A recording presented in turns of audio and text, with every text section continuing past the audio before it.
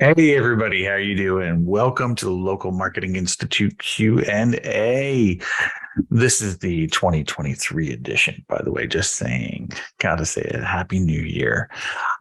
Today I am joined by our wonderful guest co-host, Tricia Clements from Your Hey Biz everyone. Watchdog. Hey Tricia, how's it going? Good, good. Happy New Year, everyone. Happy 2023. Yes. Still writing 22, but it's 23. Exactly. Unfortunately, I know we promised everybody that Greg was going to join us after Joy, but But you get unfortunately, me. yeah, Greg just wants to go and like play at, Walt Disney. What can we do about this, I right? I'm tell just you, saying. holiday's over. He needs to get to work. Exactly. I saw him on Facebook. He's like a picture of him in an ice cream cone or something like that. I'm just telling you. So that is everybody in 2 weeks. Just be prepared to razz Greg as much as possible. Yes, I know, Stephen. Greg is Yeah, missing, so we don't have the soundboard. Again, razz him next week. Let's definitely. totally like, get to him. So, but like I said, we are joined by Tricia, who's of course a longtime participant and good friend of ours. And hey, Tricia. So, how Hey, is hey. 2023 treating you? 2023 has been good. Not only I guess a weekend, but yeah, and this was a short week, so it's been good. I'm here in Florida, and we're still cleaning up from Hurricane Ian, but we're Oh, doing good. yeah, I that's have right. warm weather, so I'm happy. There you go. I'm right there with you in Phoenix. Nice. Yeah. Somebody was telling me the other day, they're like, oh my God, it's so freaking cold. I'm like, yeah, I really can't relate.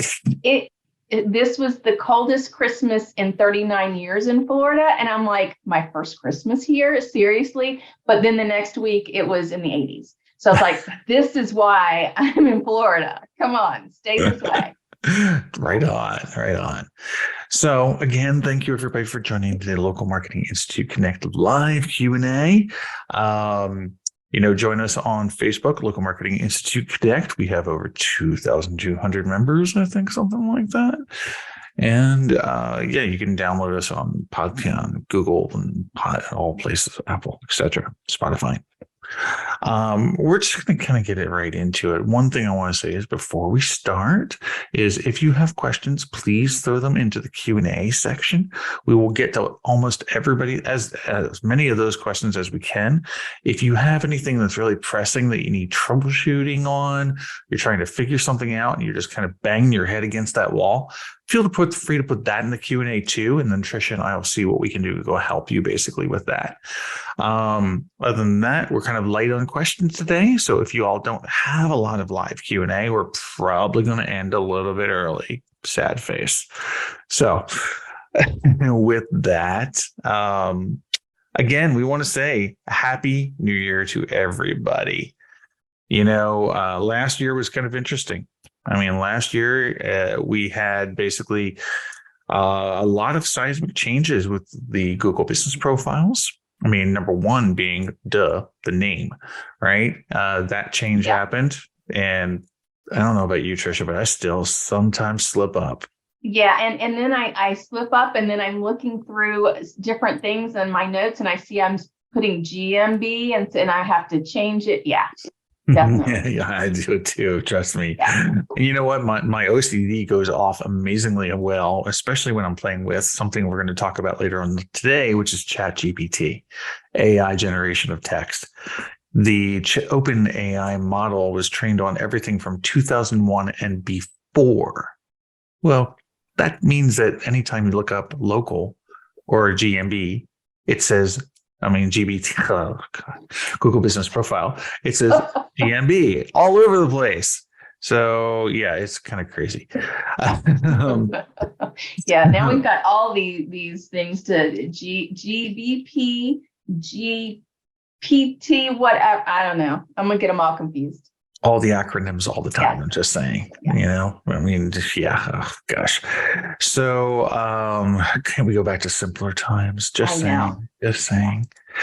Yeah, so basically we got that, and then of course we have the in search experience, which is called classically NMX. That's internal for Google, but it's really the in search experience, and that's where you're managing basically your entire Google business profile in search now.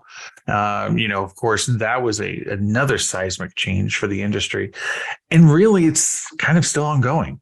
Yeah, for sure. I'm Yeah. always looking in and where'd this go? Where'd that go? Every time. Yeah, exactly. I mean, I had a customer this morning and was like, okay, well, you need to add us as a manager. How do I do that? Hmm. Oh, uh, it's in the guide. Yeah. Which Well, and I have people all the time. It's like, I think I did something wrong. This is new. Haven't logged in a while. And they're like, I think I've messed it up. And I'm like, let's just look. yeah. And it's just new and they haven't logged in. So yeah. I even had a customer yesterday. They were freaking out. And they're like, oh my God, I went to business.google.com. It's asking me to add a new business now. How do I manage my profile? And I'm like, hold on, wait a minute. Did you just kind of like maybe search for your business name? No, why? Like, what? Do that, please, real quick. She's like, but is my profile hijacked? I'm like, no, you're fine. No. You're okay. You're Yeah. okay. Yeah. And then I showed them the guide, which we'll talk about later on. And they're like, oh, that's how we do it now. Thanks, Google. Yeah. Yeah. I know. But yeah, the reason I'm sharing, the predictions that we've got here from Bright Local, they did a roundup of a bunch of experts in the local SEO space. And, it kind of basically can be broken down into these categories: visual search, videos in local, authenticity and quality, of course, service area business types of changes. And then the big question is on everybody's mind: what about AI? So AI is all I hear about now. exactly. And it's scary useful. Yeah. But yeah, so basically it's, of course, again, video and anything visual, I think is going to be really important this year. Yeah, for sure. My prediction is that video is going to be amazingly useful this year. I mean, classically with GBP, video has kind of sucked. Yeah. Right. And now you can add not only video, or photos, but I think you can add video to a review. I believe I saw that recently. So you can tell by that we always know that Google likes photos and videos, but just seeing that additional thing on there just shows different. Believe it or not, it gets better. So, what you're referencing is where I think Whitespark came out and Darren or maybe Ollie, I don't know, then basically said, hey, this video that Ben Fisher did, basically a video testimonial, right? Yes. It's still at the top of relevance. So it's the first video you see. I'm sorry, it's first review you see to Whitespark. And, and it's got a little video thumbnail. It's something I did like over a year ago, by the way. Yeah. But you added it to a review? Is that? Yeah. Okay. So it was when it was in beta. Yes. I was going to say a year ago. I don't remember seeing that. I think I did do some, I've been to some car washes and I'm like, oh, let me do a short video when I'm in the car with my dog of the car wash. And I would put some of those on some of my reviews. So I'll have to go back and look at those because I just did it and forgot. So I'll go back and look and see how those are doing. It's pretty cool. I mean, and big shout out to Joy. I mean, Joy's been releasing a bunch of case studies based on reviews. Yeah. She did last year. So it's pretty cool stuff. I mean, I of course love the tip of if you get a negative review, refresh your old reviews and review answers. Yes, definitely. I think I have a link to that I'll put in here because I was actually just looking through some more of that. She had a huge thing. She talked about that they've gone through numerous different blog posts. Oh, yes, absolutely. So, cool. With that, let's talk really quickly about some things that are happening. You got something going on here with Yes. the WordCamp Birmingham. WordCamp Birmingham. So that is Birmingham, Alabama. And I'm going to put the link in the chat here for you, anyone interested. It is February the 5th and 6th. It's I think those are the right dates. It is the 5th and 6th. I'll make sure weekend, Saturday and Sunday. And basically, WordCamp is usually a weekend in different cities, and they have not had WordCamp Birmingham since COVID. So, and they haven't had. I don't know that there's been any on the East Coast since COVID hit. Really? So if you're agency and involved in doing WordPress sites, highly recommend. It's $50 for the 2 days. I will be there doing a workshop on GBP. So definitely come by and see that. And it's 2 full days of all kinds of things WordPress. So awesome. I'm excited for it. Have you been to a WordCamp before? Oh yeah, I've spoken at several. I have been on the East Coast mainly, and pretty active in WordCamp Atlanta. I don't know that if we're having one in 2023. They've talked about some dates, but I'm not sure what's happening with that. But definitely, if you're on the East Coast and looking for a WordCamp, definitely come to Birmingham.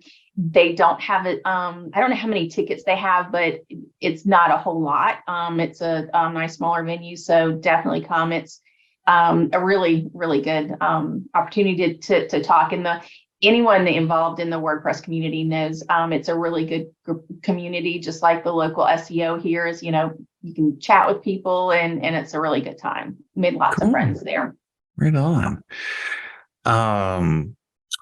With that, we're going to go a little bit out of order here, really quick. Okay. Well, why don't you tell us about Local U? Yes. Because we're talking about events. Local U, while we're talking about local events. So it is April the 26th, and it is in Dallas, Texas. So I'm excited. I got to get my ticket for that. And it is trying to see Lorenzo Hotel. Really excited for that. And whoops, I think, did you post? Yeah. I posted it, and then I pulled it up on my computer and didn't put it in the chat for you guys. So that did help you. But I went last year, was my first in-person Local U in Denver. I actually was supposed to go to the one in 2020 in Atlanta when COVID hit and they canceled it. I was so upset. But anyway, but I had a fantastic time in Denver. It's just a great day full of great presentations. You're going to learn so much. Again, meeting the people in person, having those connections. You definitely highly recommend you guys get your ticket for Local U in Dallas, April 26th. Yeah. I mean, that's all the players. That's every time that we've met in person, it's been at Local U. Yes. Yeah. Yeah. So, Yeah. and I can just tell you that if you haven't met Tricia in person, you need to go to Local U. I'll be That's there. all there is to it. Yes, definitely. Yeah. Cool. So, and they said that you have until beginning of February, prices are going to go up. So get your ticket now. Go buy your tickets. Yes. Do it. All right. So next thing we're going to talk about is something that's pretty darn cool and exciting. Local Services Ads has added the dentists category. I actually knew about this a month ago. It was kind of fun since I'm on the inside with Local Service Ads and we have our own dedicated rep. We get to find out this stuff like super early. It's kind of cool. But the Local Service Ads for dentists. This is actually a pretty big deal, I think. It's kind of all on. Not yet, Stephen. Not yet. They're testing dentists first, because there's a lot of HIPAA issues that are going on that you have to deal with. So they want to make sure the dentist category works perfectly. Then they are going to roll it out to other medical providers. Yes. I do know, even though it's not technically medical provider, acupuncturists can. So if you have any acupuncturists. Yeah, they can. So, but yeah, it's pretty exciting because, so number one, the biggest question I get about it right now is what's the cost per lead? The average cost per lead is $90 right now for dentists. And if you combine that with the average conversion rate on a local service ad, I say I have to call it local service ad. I can't call it local services ads. It's horrible. That Anyway, sounds weird. Yeah. but the average conversion rate is around 60%. So not true in every single category. As a matter of fact, anybody in the audience, if you're running local services ads, if you know what kind of your conversion rate is, chime in the chat. I'd love to hear it. I see an attorney out there. Just saying. No, seriously. So, but yeah, it's pretty. I think it's pretty. It's important because especially for dentists, because number one, dentists, it's a high billing, right? I mean, $90 is nothing to acquire a customer, or even $180. But the thing is that too, if you think about it, when you have a dentist, you are a recurring customer pretty much for life. So it's not a one-off type of situation. I mean, I was talking to a marketing partner of ours yesterday, and we were talking just about this. He's like, it's true. He's like, I will go 3 to 4 hours easy to go to my dentist because my dentist, is pain-free, et cetera, et cetera, et cetera. So yeah. So if anybody out there, in the audience, if you have either dental customers or, whatnot, you should definitely be talking to them about local services ads. This is like AdWords in 1997 prices kind of stuff. It's like jump on it now, or you suffer the fate that personal injury has, where prices are through the roof basically for a lead. So I would get into it right now. And of course, if you need any help, you can always go to steadydemand.com and we can always help you with local service ads. All right. Oh, let's see. All right. So now we're going to get into some questions. You ready?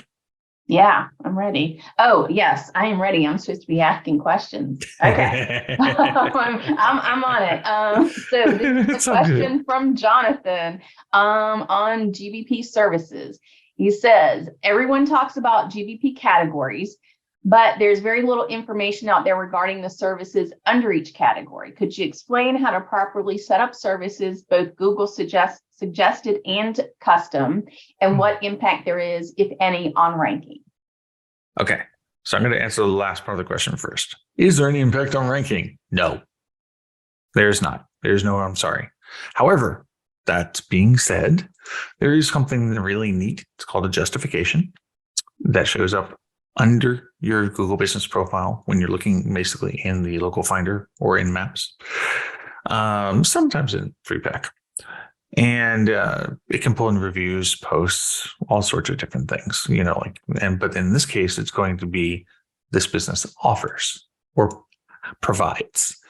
So if the search was, we'll go with PI, if the search was like sexual assault or something like that, you want to make sure that you don't title your services offering sexual assault as a service, because guess what? Then it's going to show up as this business offers sexual assault. You do not want that on your business online. Exactly. They may know what you're talking about, but you really do not want that to show up on your business. Yeah, exactly. So maybe put like sexual assault defense. Mm-hmm. Yeah. As your service. Yeah. So that's the first part about it, right? And the services underneath of each category. Okay, so the best way to explain this is that Google has a list of categories. They're called GCIDs. And underneath of each master GCID, there are sub GCIDs. And you can kind of look at this when you're looking at like just categories in general. You can kind of get a good feel for it. But regardless of that, Google internally has a way of classifying services underneath of these categories. The other thing is that Google learns a lot about this information from your website. So based on the content that you have, we're talking blog posts, service pages, etc., it's going to pull that data. So if you have fence repair on your, again, sexual assault category page, it's going to bring in fence repair. And I hear this question all the time. Well, Google's suggesting that I do this when I don't actually do it. And then I go look at the website and I go, really? Then why is it on your website? Mm-hmm. And they go, Yeah. oh, oops. Yeah. What's been your experience?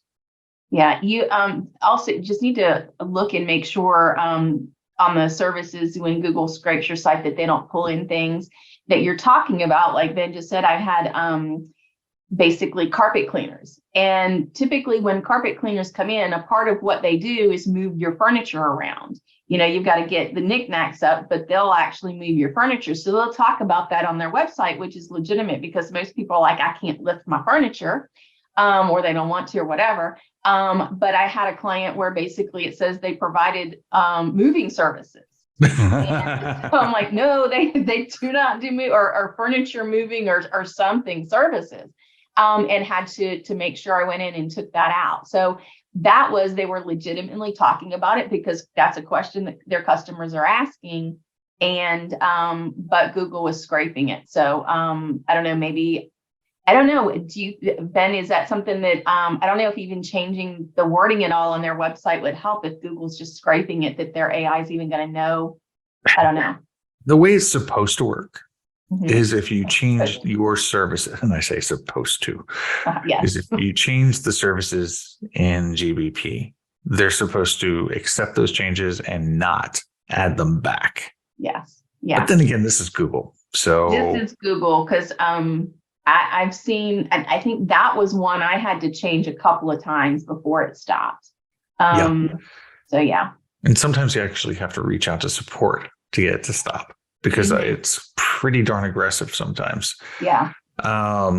You know, but it's just another reason why you need to pay attention to GBP and not set it and forget it. Exactly. And that's similar is that under the about the business, I've got several that are veteran-owned businesses.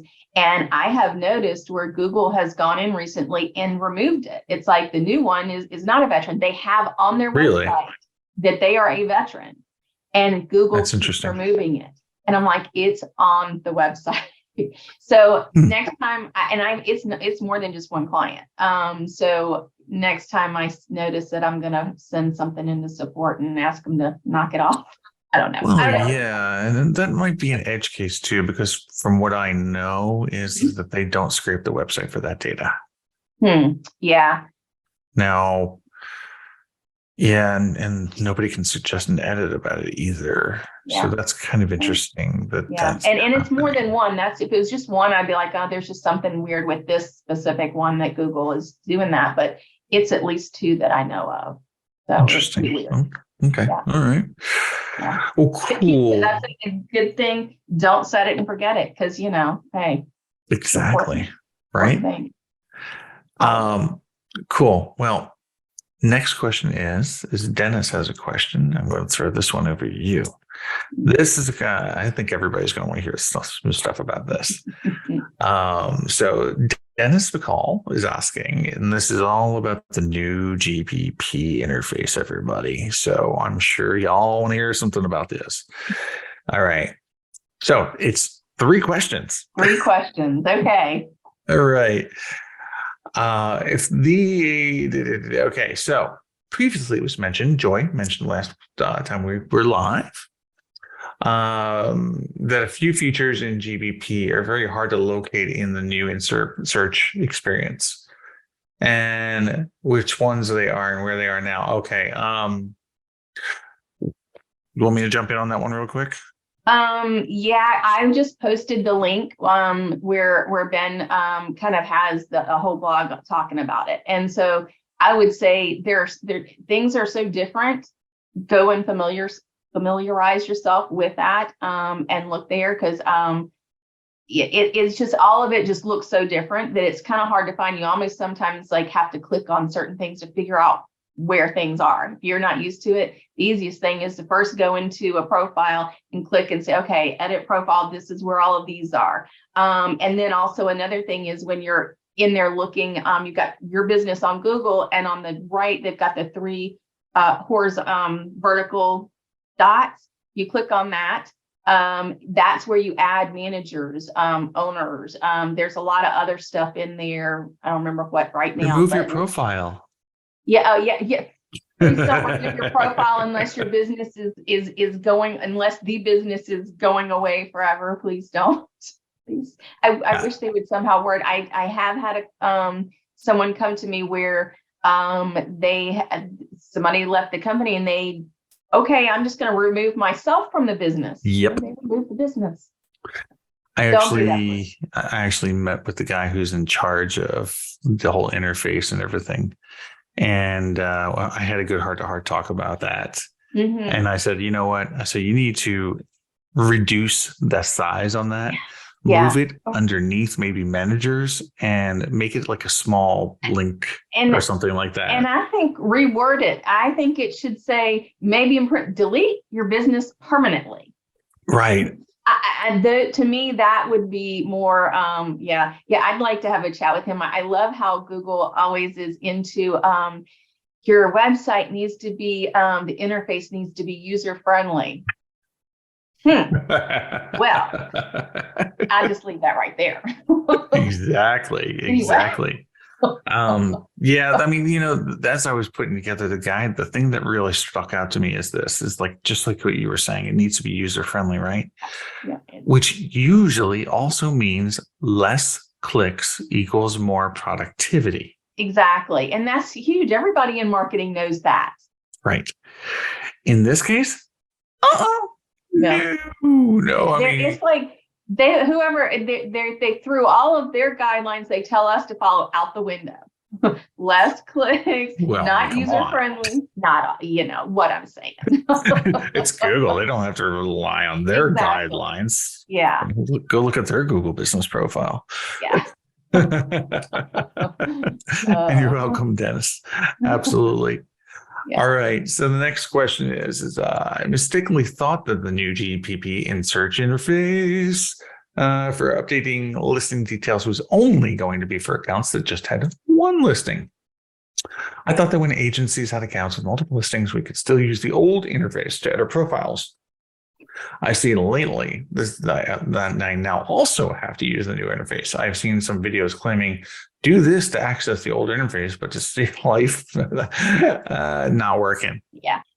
Basically, I think some of those used to work for a while. I never got them to get back to the old. But basically, if you have multiple businesses, you will see the same thing when you log into business.google with all of your businesses listed. But when you click on that specific business, it's going to take you to this new interface.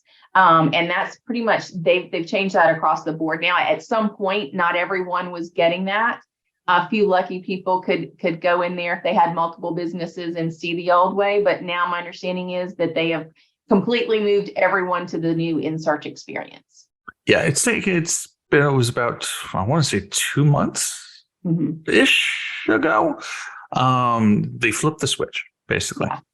And there were some ways that you could get in and hack yourself in, like through photos and products and stuff like that. And I get one like every once in a while. I'll tell you this, though. Ever since the switch, I've been just using the new interface. Yeah. So actually, when it goes back to the old interface, it actually kind of pisses me off.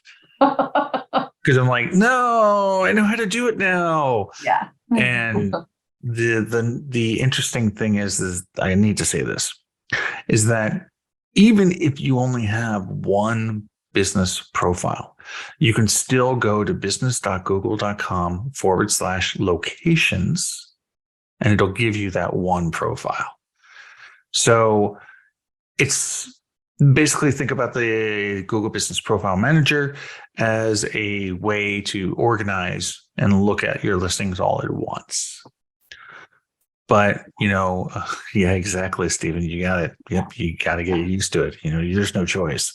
Yeah, Google's not going to change back because we say we don't like it. So it's here to stay until they decide to do something different. Just like with GBP, it's like Great British Pound. Nope, Google don't care. So anyway, so that's the big thing. You can get to it that way, but yes, you're going to have to edit it. The only other thing I'll add to that too is that when you do look at things in the Business Profile Manager under locations, there are 3 little icons one for editing your info, one for adding posts, and one for images. So you can technically do those activities. Actually, not technically, you can do those activities inside of the Business Profile Manager if you really want to. All right. Third leg of this question is going to be, it's often said that when changes are proposed or being made to GBP by Google or from the suggest and edit feature, that Google will email the account holder in advance. I manage multiple accounts, never received an email about this. Is there a setting somewhere that I need to change? So I will say, Ben and I talked about this earlier because as far as receiving an email, I'm with you. I have not received any emails on suggest and edit, but they do exist. They are spotty as far as like being reliable. But you also might want to go in and check your settings. There's something that you can just check and make sure that they're turned on in your settings. You can do it, I believe, with either a specific account or all of your profile, or specific profile or profile wide for your email. Is that right, Ben? Yeah. So basically, if you want to do it at the profile/account level, then you have to do that in the in-search experience. Underneath the business settings, I believe it is where you can manage your alerts. Fought like hell for this, by the way, over the past 3 years. I've been suggesting this feature. Now, if you do this in Maps, however, it'll turn it off for all of your accounts. So on or off, right? Yeah, on or off for all accounts. Yes, exactly. So it's not quite useful. It really kind of sucks. If you've got something that you don't want notifications on, you make sure you don't put it on for all of them. Go into the in-search then. Right. It is handy, however, for agency owners. It is handy, though. I will say that. Because like the way I have it set up is our individual users, like, Ben is say demand, whatever, right? We turn it off for all. I don't get any notifications. However, I've got a separate email address, which is the agency email address, and it gets all the notification. That's nice. Yeah, but at least it's not coming into your personal inbox. But and I think I want to say it's owners that get these messages anyway when they are turned on. So it is annoying when you don't get them. That's for sure, though. That's sure. Because when I was looking at the question, I was like, I haven't gotten them either. So What about check my own? What about your clients? Have your clients gotten used to the interface? They pretty much let me deal with it. I've kind of taught them not to go in and play around, because I tell them, I said, you go mess it up and get suspended. And they said, okay. You have to teach them. Cool. So cool. I'm pretty good. How about you? We have a mix, such a large mix of clients. So it's kind of like we have some that do it themselves and they have nothing but questions. And at the end of it, they're just like, why don't we just have you guys do it? And I was like, that's a good idea. That's better. I'm sure probably cheaper to do it that way too than to answer every single little question. It is, but yes, the clients are deathly afraid of getting suspended again, of course. So which luckily play with it. Suspensions are now down to, the last one I did was, I think this week was less than 24 hours. Yep. So and so that's been consistent the beginning of this year. So 2023 is off to a good start. Thankfully, we got out of that last year of it being weeks and weeks. 22 days. It was at 22 days for almost 6 months, or no, 4 months. Sorry. That was rough. It was really hard to talk to clients. I mean, we're talking about people crying on the phone and saying how they're about to go out of business and they can't pay their mortgage and they can't pay for school. And and I tell you, it shows also the importance of, especially if you're selling this service to clients, the GBP as a whole. The one that I did this week got back. They for someone, they basically are like, our traffic just and our new clients tanked. And they're like, oh my gosh, and sometimes, depending on how things are in that area and what industry they're in, it could take a while to get back up if they've got a lot of competition out there and they've been off the map for a few weeks because they were getting paperwork together. Yep. Oh man, gosh, on my mind this week is that there's some new companies out there. They're like, trying to advertise reinstatement services and such, right? The shame of it is that, unfortunately, when these companies fail, they also, those customers come usually to us, right? I'm sure they come to you too. I've had some, yeah. And the first thing they say is that, oh, well, I was talking to this company and they said they could guarantee reinstatement because they work with Google AdWords. Oh, yeah. Okay. And what they did is they literally, all they're doing is they're calling AdWords and they're putting AdWords on speakerphone and saying, we need to get this reinstated. Can you help us? And AdWords simply says the same thing AdWords always says, which is, delete your profile and create a new one. Worst advice ever. Yeah. So, I mean, and what happens when they do that, right? I mean, it's like you lose all of your ranking. Yes, all of it. Yeah. Yep. And you have a good chance of losing all your reviews too. Reviews. That was another thing. I mean, reviews, because the one that I need to check today, the one that I just worked on was when it came back, it didn't have all the photos. And I know sometimes you lose them. Sometimes it takes a few days. So I need to go back and look and check and make sure that they're back. So that's one thing too. Once it's back, you need to see, is it all back? Is it the same CID? Is everything correct? So. I don't know if you've ever watched a profile either get suspended or get reinstated. You actually, if you can catch a suspension at the right time, you can actually refresh the SERPs and watch it. Like actually, these deconstructs the knowledge panel. It's really interesting to watch. But the same thing happens on reinstatement. Yeah. It brings the profile back slowly. Yeah. Like the first thing that you'll notice is you're right, 100%. The photos are not there, not entirely. Yeah. And they come back over a 1 hour to 2 hour period. Yeah. But the rest of the profile, what's interesting is you'll see it comes back, but it has a bunch of suggested edits. It's just the data's being done right. That's all. It's being restored. Yeah. So it's kind of cool. It's kind of interesting.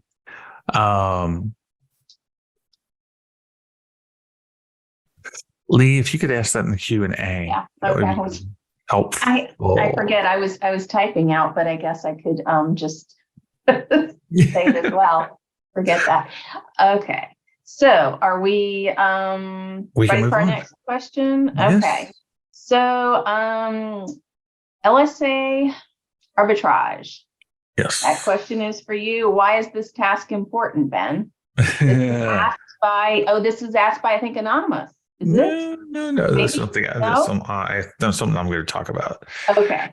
All right. So basically, I kind of want to ring the alarm bell here. So for local services ads, there has been a lot of discussion. I think it was Len brought it up about reviews and that are spam, basically fake reviews on local services ads. There's also been talk about fake profiles or people having multiple profiles in local services ads. And so after doing a lot of digging in the garage door space and also in the personal injury space, been able to find out that the situation's a lot worse than you think. So here's an article that Tom Waddington and I contributed to.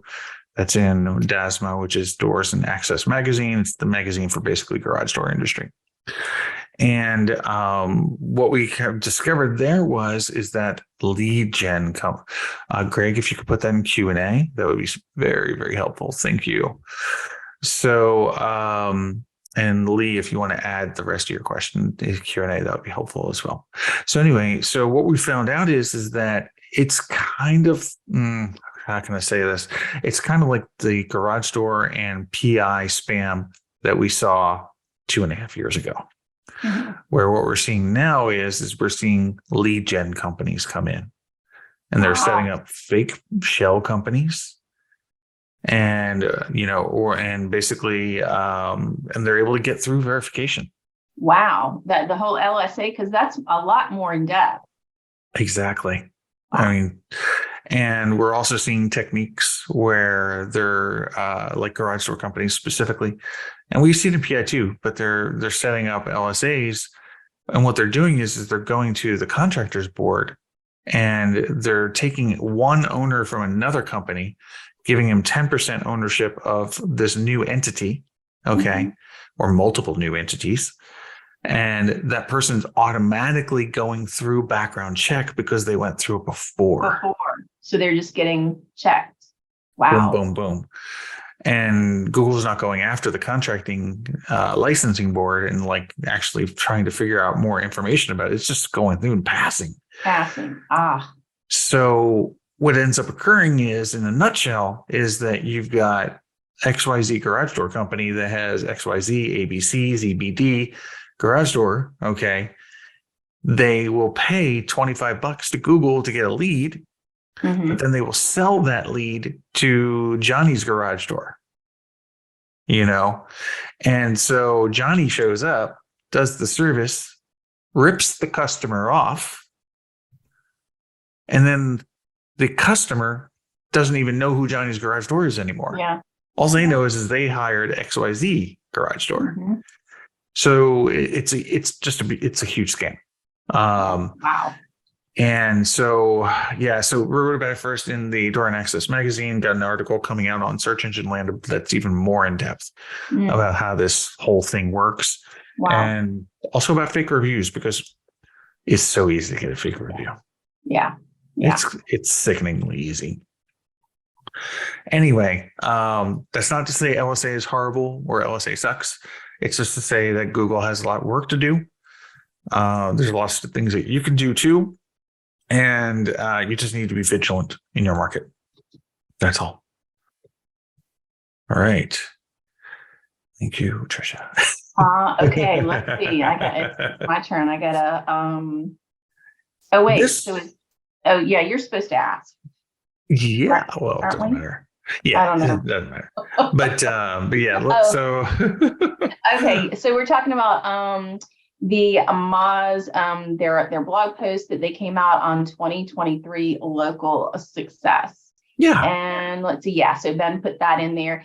And basically, I just briefly looked over this, and a lot of the things, what they're talking about in here is what we mentioned earlier. Ben mentioned earlier, what was it called? The the chat thing, GBP chat. No, it's not PC or something. Calling it OpenAI is so much easier, by the way. OpenAI, yeah.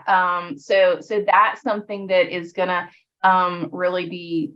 A lot of people are talking about it. I haven't really gotten into it, but I've heard so much about it, and I've even heard about it from groups that are not techie people. So therefore, that it's really getting out there. So definitely familiarize yourself, see how it can help you in your business. And a lot of it's been talked about in SEO as well. So definitely recommend checking that out, see how it can help you and your business. A lot of the other things we were that was talked about in the article was what we just finished talking about, is the new interface, how people are finally, some people are getting used to it, and how basically just going through and how that a lot of things changed in 2022, and a lot of things were in flux, and a lot of changes with the name and with the interface, and what's going to happen in the next year, 2023, what's going to be coming up. I will say with the AI, if you're, even though it's called chat, whatever the name of it is, GPT. It has so many other functions in it. And I know like you can use it to write content. And I believe that it kind of scrapes other stuff and puts together content for you. Possibly that might be a part of it. So, one thing to just keep in mind is that if you're using something like that or that, to simply use it as a starting point. That's fine to use it as a starting point, because you've got this article you need to write and you're like, now what? You sit down and look at a blank page to use it as a starting point. But definitely don't just publish that, what you've got. You've got to go in there and change it to make it a real human, make sure it makes sense, a real human being, and make sure you're not plagiarizing somebody else's site. You need to, I like to use sometimes things like that. I've used Jasper AI, I think it is, more to kind of get an idea and a starting point. And it's like, I have one little thing and I'll put it in there and it comes up with several paragraphs and I'm like, okay, and then I'll adjust it completely. But it gives me kind of that starting point. Sometimes when you're sitting there and you're just like, brain's gone blank, I don't know what to do, and I got a blank page. So that would be the thing as far as, but I think that's going to be huge coming forward in 2020. It is. And, unfortunately, we only have 14 minutes to go. I had a whole thing of stuff to talk about with ChatGPT here. Yeah. Because it is fascinating. It's something I've been keeping an eye on big time. So I think that I think what we'll do is we'll cover GA4 first, then we'll go into the Q&A. And if we have time, we'll talk about GPT. Okay. If not, I'll just cover it next week when Greg is back. But I will say one thing to what you were saying. It's really important, and I'll go over this maybe next time, but like John Mueller had this to say about ChatGPT, because somebody was asking, well, can I use the right titles for blog posts? And John made a really, really cool statement. And that is know your audience better than tools do. That is so quotable. Yeah. You do have to watch out for ChatGPT. It's fun. It's interesting. It's a shortcut, by the way. I have an entire site called businessprofile.guide, which is, it's only a couple pages, but it was all written in ChatGPT, and the image is done with Midjourney. And, the one I have on there is a story about a pizza company, right? Fictitious, of course. Yeah. But the first thing I did was I went to ChatGPT and I said, okay, write me a story. I said, how can I optimize for local SEO success? How can I dominate, right? And it came back with a step list. I said, can you provide me more details for each step? It provided me more details for each step. I said, great. Now write this into a 1,000-word story about a pizza guy who wants to dominate local search and add some humor. Okay. It rewrote it. It made a fictitious pizza name for a company, and then it added some humor. It totally did. So I need to go read that. It's scary good too, by the way. Yeah. So I would call it junior SEO, but kind of not it's not great, right? Yeah. But it worked. Yeah. And I didn't have to rewrite it. And I experimented, and I took one section of the suggestions and I asked that as a question, and I threw that in there too. So it's like you could go on and on and on about this, basically. Yeah. So, but we'll cover a lot of that later. Let's go over GA4 first, though. GA4, yes. I'm sorry, GA4, yes. So many names to remember. GA4 is the new name for analytics. The old version, Universal Analytics. The main thing is that I see so many businesses and/or agencies that haven't kind of gotten up to speed with installing and getting GA4 going. I would say that you really need to make sure that you have first installed GA4. That's your first task. Make sure you've gotten it installed. The second part of that is you need to set up your, let's see, I think they're called the events and conversions. Previously in Universal, they're called goals. And the reason you want to do that is you need to measure what you're doing in your marketing efforts. If you can't measure and show, okay, so we did this, whatever SEO campaign or email, whatever it was, if you can't measure it, then how do you know, oh, okay, is that something that we should do again? Or do we need to change it? Do we have good results? We didn't have good results. You got to be able to measure it. That's the whole part of marketing. So Google, you know how they are. We've been talking about it all afternoon, how they like to change things. So when they're changing to GA4, Universal and GA4 don't talk to each other. So come July 1st, if you don't have it installed and aren't looking at your conversions in GA4 and have those set up, you're not going to be able to look at past data and compare. That's a really big thing, you know, and honestly, I would say you needed to have had it installed by July 1st of 2022 to go back and look a full year. But definitely, especially agency owners, check in with your clients and make sure they have these all installed on all of their sites. I'm doing it now for a lot of clients, and some that I don't do, you know, regular work for. It's like, you know, they need to have it installed, or they install it and they don't know how to do the conversion. So please get that done ASAP. That should be at the top of your list. Right on. Okay, so 9 minutes. Okay. 9 questions. Lightning round. Okay. Here we go. So, all right. Yes. By the way, the saying was you can't manage what you cannot measure. Yes. Yep. Good. So, all right. So let's do this. You ready? All right. Yeah. First one is for you. It's from Stephen Esman. I know that there's a benefit to Q&A in GBP. Is it okay to use the same Q&A verbatim on my site? Yes, it is definitely, because you probably, when you've done it for your website, you probably added in your keywords, your whatever you need. So definitely go in and just put it on there and seed your Q&A with the same things. Exactly. And it's a good way, if you haven't added it to your website and you're adding it to your GBP, to then add it to your website. Yep. Vice versa. And Stephen, to the follow-up of your question, yes, you can use it on multiple GPPs. It's totally acceptable. Okay. Okay. I didn't see his follow-up. Okay, so we have a question from anonymous attendee. Is there a greater chance of potential GBP suspension if making edits as a manager as opposed to being an owner? Short answer is no. You will get suspended regardless. Yeah. Okay, you could get suspended regardless. How's that? All right. Anonymous attendee has a follow-up question. I think it's something different. Let's see. Yeah. It is with the new GBP video verification. I have a client who's completed, quote, it many times, and it keeps going back to needs verification. First couple of times, I thought he didn't do it correctly. The last time we were on the phone together, he completed it and the profile showed processing. Then it went back to needs verification. Why isn't getting verified if everything is compliant? Okay. I actually had a client not too long ago. He wasn't quite as technical, so he was doing video verification, said he completed it. I'm not sure if there were errors on his end of it.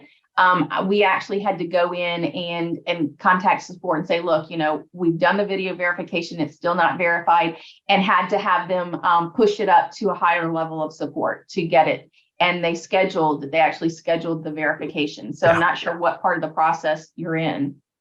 Yeah, and that's absolutely true. So I would recommend, just to cap that off, is because this is something we just talked to Google about this morning, is go through support first, like Tricia is saying, see what happens. If that fails the first time, okay, if they can't get back to you and help you, come to the Google My Business, Google Business Profile community. See, I did it again. Google Business Profile community. Open up a thread. Just open the thread. Copy the link to the thread. Come to me on Twitter, the social dude, and send me a DM. Say, hey, Ben, I was on LMI.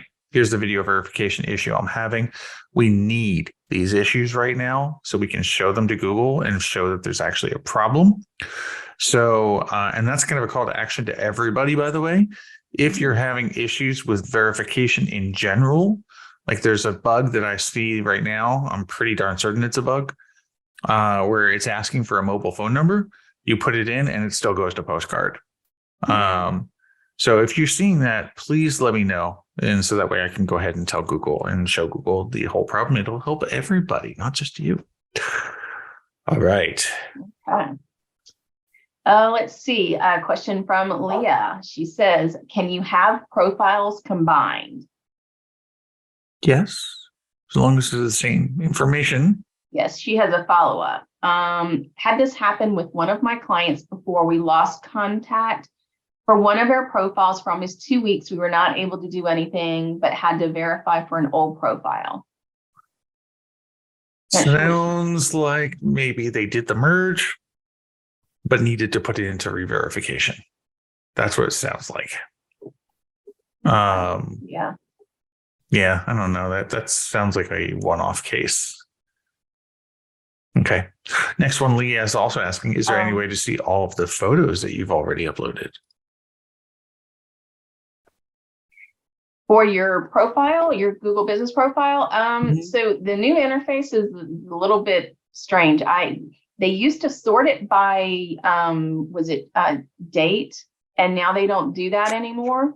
So I've had trouble recently when I go to a profile to make sure the most current ones are up, and I've got to scroll all around to find them, but you should be able to find all of them on your profile. Yeah. Any issues with that, Ben? No, not really. I mean, the easiest way to do it is just look up your profile and search and click on photos. Yeah. But you won't see them in a grid anymore. Yeah. So that's the old interface. Yeah, and they're not in order. So that's the only issue I've had is when they're not in order and you're trying to figure out where's my new photo and you find it at the bottom. Yeah. Okay. Let's see. Virginia, second-time listener, sole owner. Sounds like your info is for agencies and too technical for small business owner. Guess I just have to learn how to fix up GBP. So Virginia, a lot of our audience is comprised of agencies and marketers. That is very true. And also business owners who kind of know what they're doing in the local search space. That being said, no, we're here for you too. So if you have any questions, when you come back in 2 weeks, and come prepared with questions. And if you come prepared with detailed questions that have as much information as possible, that's redundant, then we can go ahead and we can help you troubleshoot those issues. And we actually will do a troubleshooting live at the end of the show if you have a question. So please do definitely come back with questions. We'll be happy to help. Yeah, please come back because I will say, I'm a guest host today, but I love coming to this every week because even though I'm an agency owner, I always learn something. But small business owners can as well. Everyone's happy to help answer your questions. Exactly. And sooner or later, you become a pro like Tricia, and then you end up on the show. Okay, let's see. We have anonymous attendee is back. How are companies guarantee removal of bad Google reviews in their Google ads or that no pay happens until review is removed, giving that review does not violate any Google terms? What is your guess of how these companies do that? I would never trust such a company like that appeals to other business who have no clue. So the first thing is no, don't trust them. Don't communicate with them. Exactly. Don't communicate with them because guess what? You will get new negative reviews. And guess who they're going to be coming from? The same company you hired to do the removal. You're a target now. You're being scammed. They don't have the control to do this. They cannot brute force it either, by the way. So they're just going to follow the same exact process everybody else does. And they're going to to 10 or 20 people like, hey, can you flag this review? Guess what? Something you could do yourself, by the way. Do it the right way. Go through Google support. If they don't remove the reviews, go get better reviews. That's all. You're asking for trouble talking to any of these people at all. Asking for it. So, and anyone who does because I know they reach out all the time. I've had them reach out to me. You just ignore it, but they can't guarantee it. They're just scammers. So. Exactly. I had a customer get 3 of his Google business profiles suspended by a review removal company that said they were going to remove all the reviews. And they said, well, if you don't pay, we're going to suspend your listings. Yeah. And bam, they nuked them. Literally. overnight. I was like, "Jeez, yikes!" Yeah. Anyway, okay, and I'll ask the question that we answered before, so I'm just going to say that's answered. You can't see my grid anymore. Yeah. So I think with that, Tricia, I'm going to say we are done. Yeah, I see. I was talking enough to get us through to 2:00. You did. You did awesome. No, I love having you here on the show. I do, really, seriously. Thank you so much for having me and everyone. I appreciate it. No, Enjoyed being here. Got to thank Greg for the for not having his ice cream and you coming in and telling me that the webinar link wasn't working. Oops. Yeah. So thank you. Yes. You're welcome. Everybody, Happy New Year. Glad to be back. And we'll see you in 2 weeks with Greg. And Tricia, what's the best way people can reach you? I am at yourbizwatchdog.com. I'm on Twitter, yourbizwatchdog. So reach out to me for sure. Excellent. Sounds good. All right. Thanks, everybody. Have a fantastic weekend.